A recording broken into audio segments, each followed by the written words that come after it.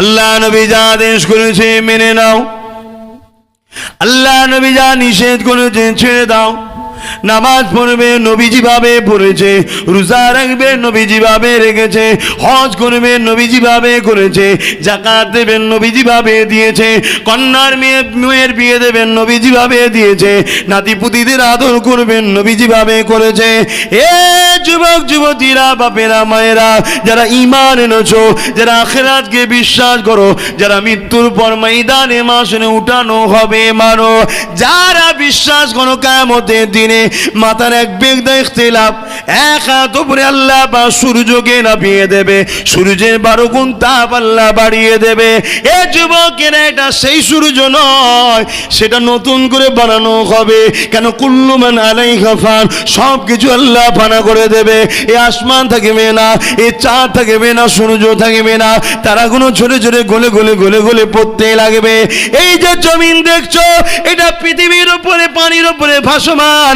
আজকের বিজ্ঞানের কথা আমি বলতে তোমাদের শোনাচ্ছি না, আমি তো মুহাম্মদ রাসূলের কথা বলছি। হ্যাঁ, আজকের বিজ্ঞান মানতে বাধ্য হয়েছে যে পৃথিবীতে একটা প্লেটের উপরে পানিতে ভেসে আছে, ওই প্লেটটা ফাটল ধরে গেছে। এ যুবক, বেশি দিন আর সময় নাই।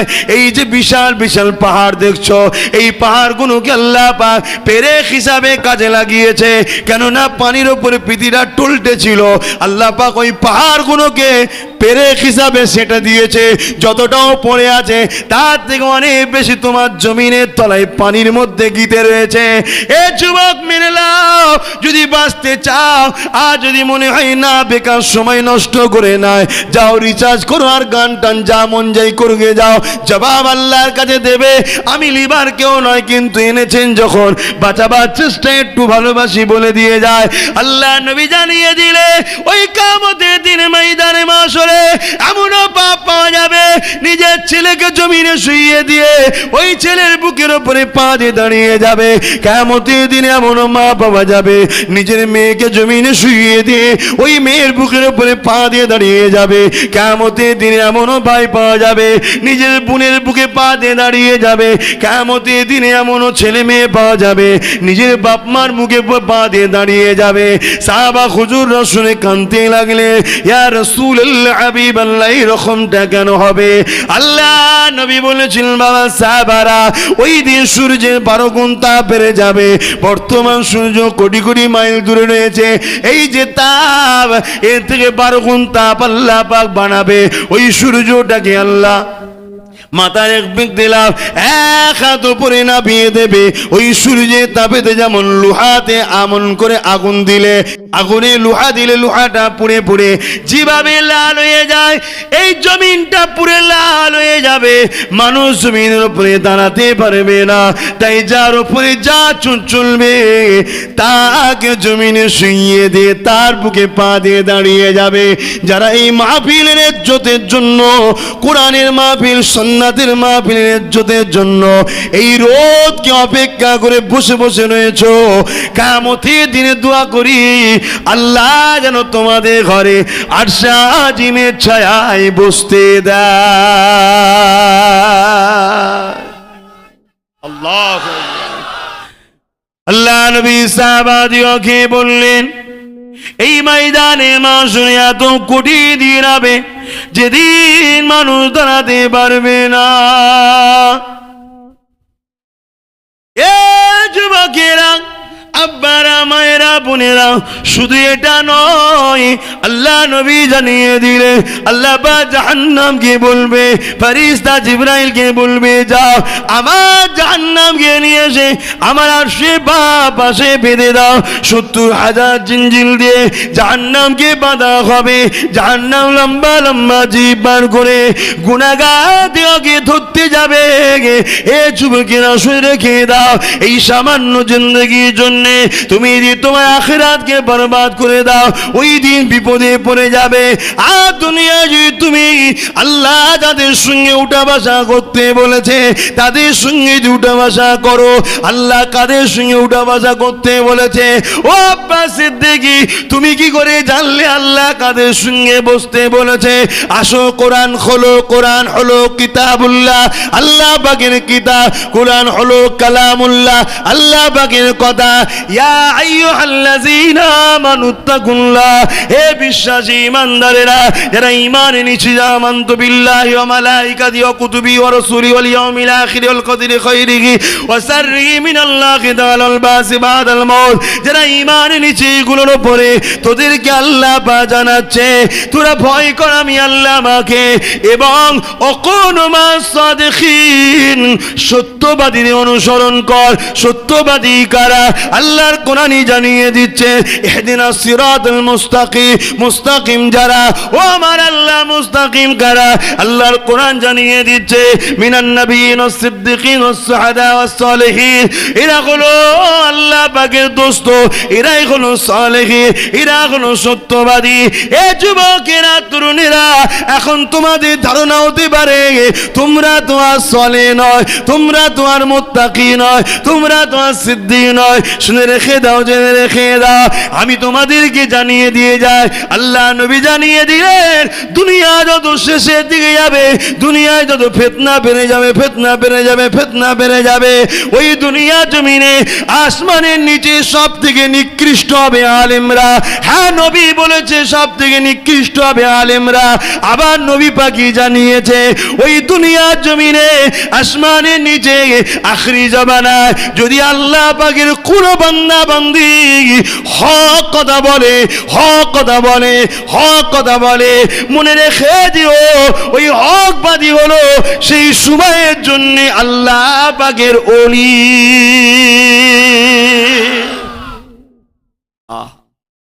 রাসূল এমনও বলেছে আখেরি জামানায় প্রকাশ্য যেমন অবালা পশুরা মিলন করে, দেখেছেন?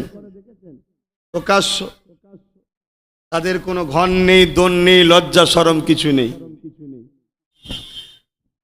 আখেরি জামানায় মানুষ ওই রকম প্রকাশ্য অবালা পশুর মতো মিলনে নেমে যাবে। এই যে জিনিসটা প্রকাশ্য হবে, রাসূল বলছেন কেউ যদি একজন ওই সময়ে যে বলে যে তোমরা একটু সাইডে সরে যেতে পারছো না, বাজারে সবাই থাকবে, হাজার হাজার লোক থাকবে, লাখ লাখ লোক থাকবে, কেউ কিছু বলবে না, ওর মধ্যে থেকে একজন যদি যে বলে সাইডে সরে যাও, নিষেধ করে নে, শুধু সরে যেতে বলেছে, আল্লাহ নবী বলছেন ও হবে সেই জমানার বড় ওলি। জোরে বলুন সুবহানাল্লাহ। কেন? এইটুকু হক কথা বলার লোক দুনিয়ায় থাকবে না। আজকে বুকে হাত দিয়ে বলুন, 1 লক্ষ যদি মসজিদকে টার্গেট করা হয়, 1 লক্ষ মসজিদের মধ্যে কটা মসজিদের মেম্বারে দাঁড়িয়ে হক কথা বলা হয়? বলুন। বলা হয়, মুখ চেয়ে কথা বলা হয়, কওমের জন্য বলা হয় না, ইসলামের জন্য বলা হয় না, মুখ চেয়ে কথা বলা হয়। কেন বলা হয়? এতে কি ইমাম সাহেব বলতে চাই না বলবো? না, ইমাম সাহেবের হয়তো বলার ইচ্ছাও আছে কিন্তু বলতে পারেন দুটো কারণে। এক, তার পরিবার বাচ্চার জন্য সে অসহায়, চলে গেলে আমি যাব কোথায়? কথা বুঝে আসছে?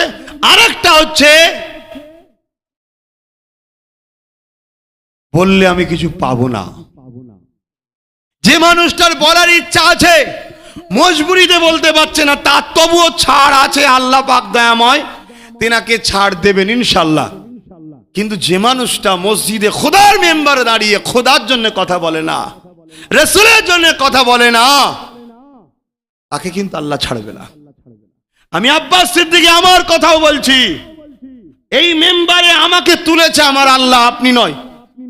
এই মেম্বারে আমার শান মর্যাদার ইজ্জত বাড়িয়েছে মুহাম্মদ রাসূলের প্রেম, আপনি নয়। তাহলে আমি যদি এখানেও বসে আল্লাহর জন্য রাসূলের জন্য যদি হক কথা না বলি, আল্লাহ কিন্তু আমাকেও ছাড়বে না। কিন্তু অনেক বাধা বাধিকতা থাকে, তাই অনেক কিছু বলতে পারছি না। তথাপি এতটুকু বলি আমাদের যুবকগুলোকে, আমরাই নিজের ধর্মের কালচারকে ছেড়ে দিয়েছি বলেই কিন্তু আজকে আমার ধর্মের কালচারকে নিয়ে নাটক করছে। যদি বলেন প্রমাণ আপনারা দেখুন, ইফতার পার্টির নামে এই টুপিকে নিয়ে মহিলার মাথায় পরিয়ে দিয়ে আমার নবীর সুন্নত পড়িয়ে দিয়ে নাটক করা হচ্ছে না হয়নি? অনেক বেঈমানের মাথায় পড়িয়ে দিয়ে নাটক করা হচ্ছে না হয়নি? অনেক জালিদের মাথায় পড়িয়ে দিয়ে নাটক করা হচ্ছে না হয়নি? সেই মেম্বারে হয়তো অনেক মাওলানা মুফতি পীর সাহেব পীরজাদাও থাকে, কারো মুখে কোনো কথা থাকে না। হক কথা বলতে পারিস না তো উঠিস কেন?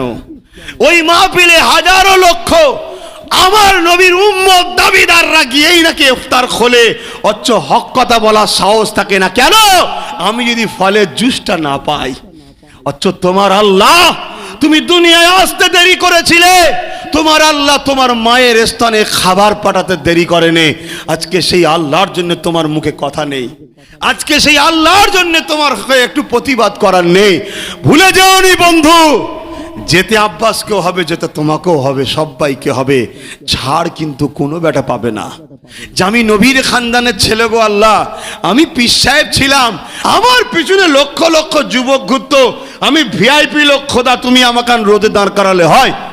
ও কথা ওখানে চলবে না বাপ, ওখানে চলবে আমার মোস্তফার দিনের জন্য কি করেছিস বল? তোকে যে আমি দুটো হাত দিয়েছিলাম, হাতটা কোথায় লাগিয়েছিলিস বল?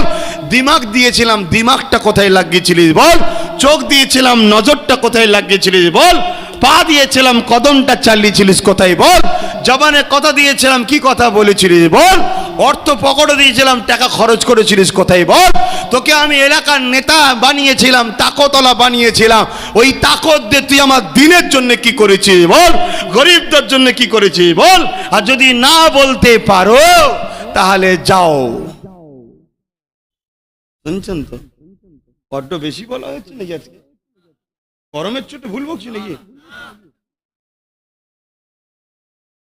আল্লাহ যথেষ্ট দয়া করে সুন্দরী আমায় বানিয়েছে। আপনার আমাকে পছন্দ নাও হতে পারে, আমাকে পছন্দ লাগে কেন? আমার মধ্যে যা আছে এগুলো কিছুই আমার না, সবটাই আমার আল্লাহ, তাই আমাকে ভাল লাগে। কথা বুঝছেন না, বোঝেন না? হ্যাঁ, আমার মধ্যে যা আছে সবটাই আমার আল্লাহর, তাই আমার ভালো লাগে।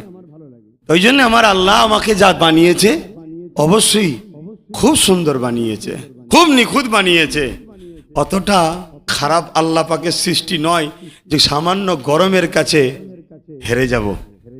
সামান্য গরমে হাজার হাজার ছেলে রোজা রাখতে পারে না, না বন্ধু, অতটা কম ঈমান নয় যে সামান্য গরমের কাছে বলবো যে মোস্তফা রেখে যাওয়া রোজাটাকে আমি ছেড়ে দেবো। এটা নিজেকে প্রশ্ন করুন, তবেই উত্তর পাবেন। মনে রাখবেন একটা কথা, আমরা আলেমদেরকে সম্মান করব আল্লাহ রসুলের জন্যে। যে আলেম দেখবো আল্লাহ রসুলের পক্ষে নাই, তার সাথে বিয়াদবি করতে যাব না। কেন? ওনার সাথে একটা শব্দ জড়িয়ে আছে, আলেম, হাফেজ। ওটাকে দূর থেকে মানুষ ভাববে খারাপ কথা, ঠিক না বেটি? যেমন একজন লোক ছিল জুল খোয়াইসরা তামিমি, জুল খোয়াইসরা রসুলের সঙ্গে বিয়াদবি করেছিল। হযরত ওমর বললেন, হুজুর একে আমি শাস্তি দেবো? আল্লাহ নবী বললেন না। কেন? এ মুসলিম দাবিদার। দূর থেকে লোক বলবে দেখো মোহাম্মদ তার কওমের লোককে তার কওমের লোক দিয়ে মারাচ্ছে। তা আলেম, হাফেজ, দাবিদারদের মধ্যে কেউ যদি কোরআন সুন্নাহ ও রসুল ও আল্লাহর পক্ষে না থাকে, তার সাথে আমরা ঝগড়াই যাব না। কেন? ঝগড়ায় গেলে কি হবে? ওই বললাম, দূর থেকে একটা ইসলামের উপরে বদলামের দাগ আসবে যে ওরা ওদেরই ধর্মের মোল্লা মলি সাহেবদের ঘরে মারে। কথা বুঝে আসছে? তাই তার থেকে আমরা দূরে সরে যাব। আর আমরা যাকেই ভালোবাসবো, সে পীর সাহেব হোক, পীরজাদা হোক, আলেম হোক, মুফতি হোক, উদ্দেশ্য একটাই থাকবে, আল্লাহ, আল্লাহ রসুল। কথা বুঝে আসছে?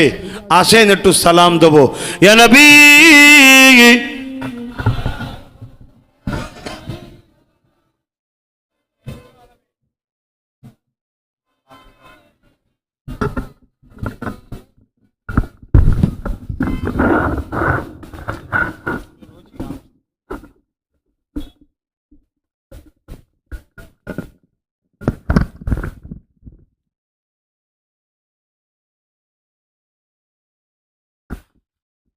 طلع البدر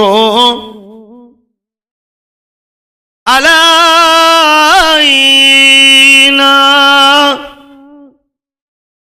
من ثنيات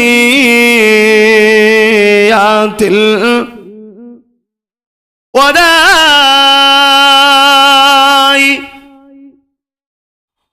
ওয়াজাব শুকর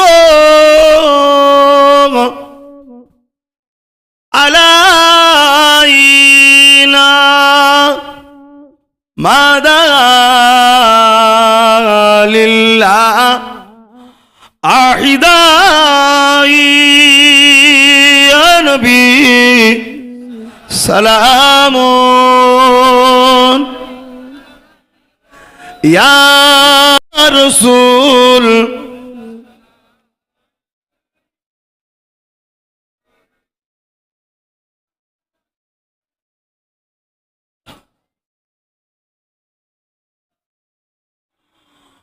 কঠিন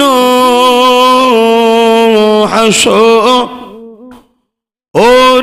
দিনে কি আছে মোদের কপালে গুনাহগার উম্মাহ আত আপনার লইবেন সঙ্গে এ মাহশরে নবী সালাম ইয়া রাসূল ইয়া হাবিব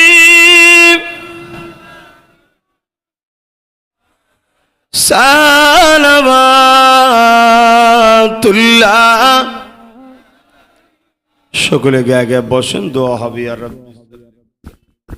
আল্লাহুম্মা সাল্লি আলা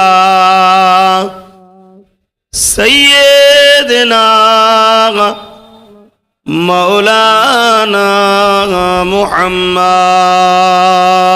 ওয়া আলা আলিহি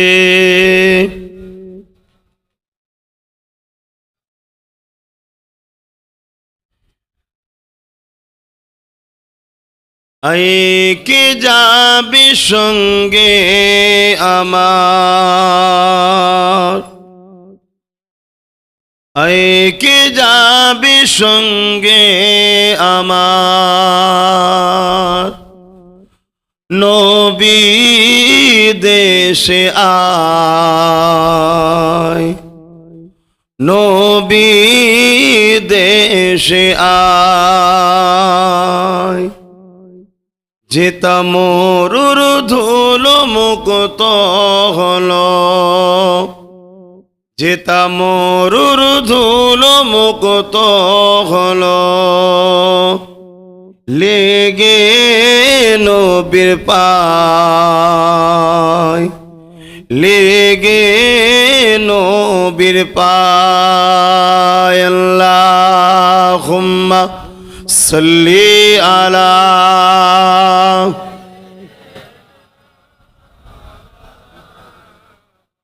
ওয়া আলা আলিহি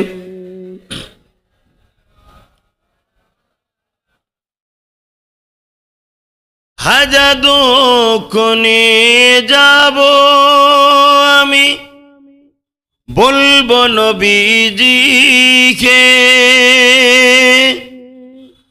হাজা দুঃখনে যাব আমি বলবো নবীজিকে আমার দুঃখ মিটে যাবে নবীজির দোয়াতে আমার দুঃখ মিটে যাবে নবীজির দোয়াতে কোন দিকে ভাই হেরা গুহা কোন দিকে ভাই হেরা গুহা বলে দাও আমায় বলে দাও আমায় আল্লাহুম্মা সাল্লি আলা মাওলানা মুহাম্মদ ওয়া আলা আলিহি سيدنا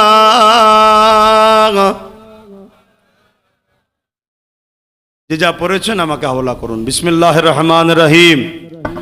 আল্লাহ তাআলা, আমি জানা অজানা ইচ্ছা ও ইচ্ছা সকল গুনাহ হইতে তওবা করিতেছি। আস্তাগফিরুল্লাহ রাব্বি মিন কুল্লি জামবি ওয়া আতুবু ইলাইহি।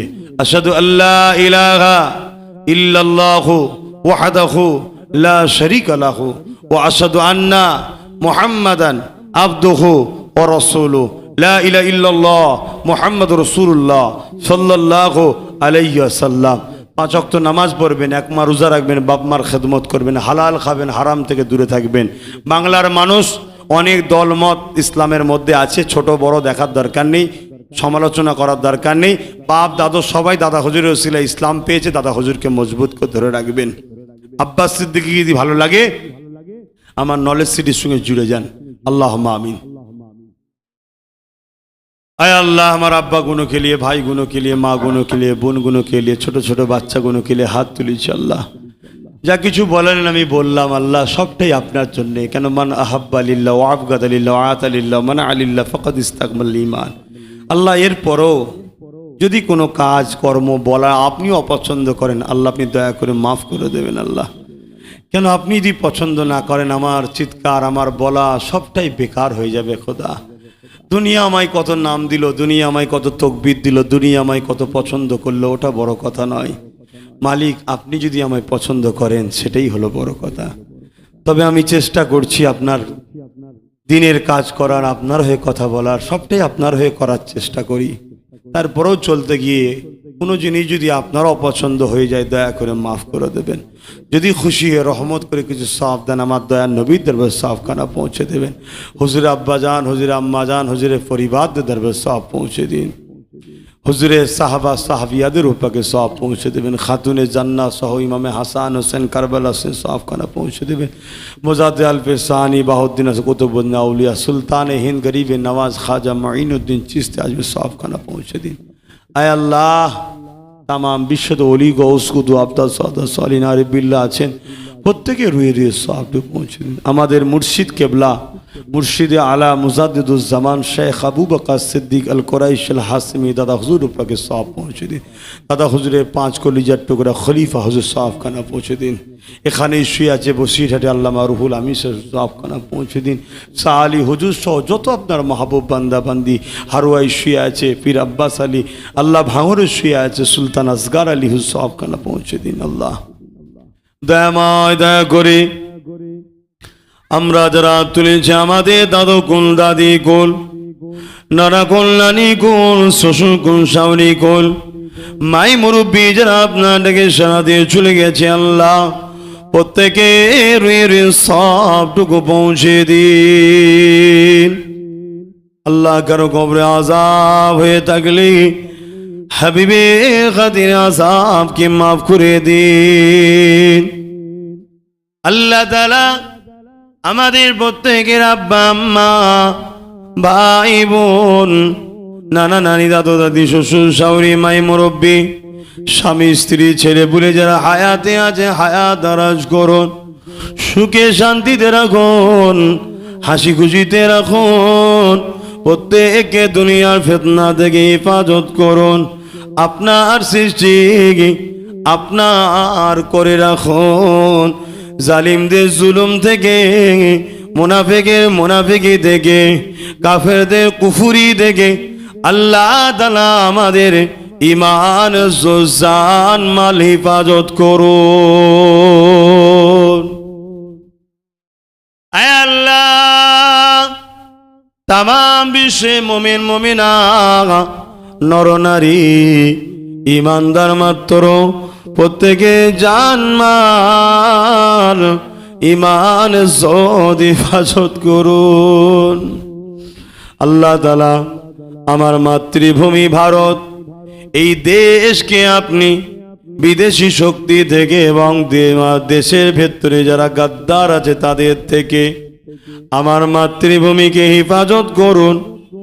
আমার মাতৃভূমি যেন শ্রীলঙ্কার মতো দেউলিয়া না হয়ে যায়, কেননা আজ বড় অভাবের দিকে দেশ যাচ্ছে, আর দেশবাসী নিজেদের মধ্যে মারপিট খুনো হইতে ব্যস্ত আছে।